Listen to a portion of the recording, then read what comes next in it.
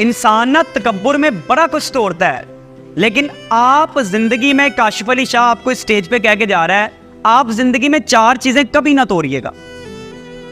जो बंदा मेरी आवाज सुनेगा कल को सोशल मीडिया पे भी, जिंदगी में 4 चीजें कभी मत तोड़िएगा, चाहे आप तकब्बुर में हो या ना हो।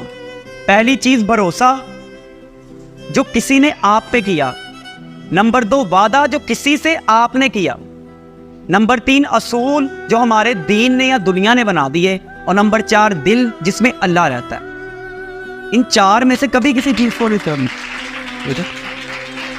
तकब्बर अल्लाह को पसंद नहीं है, और तकब्बर वाले बंदे की निशानी, उसका ब्लड प्रेशर हमेशा हाई रहता है।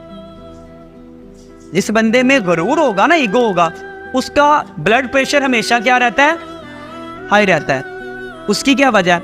वो कहता है मेरे पास इतनी बड़ी गाड़ी है और मुझे बैठने के लिए जगह नहीं मिली, मैं इतना बड़ा नाम हूं और इन्होंने मुझसे सलाम नहीं लिया।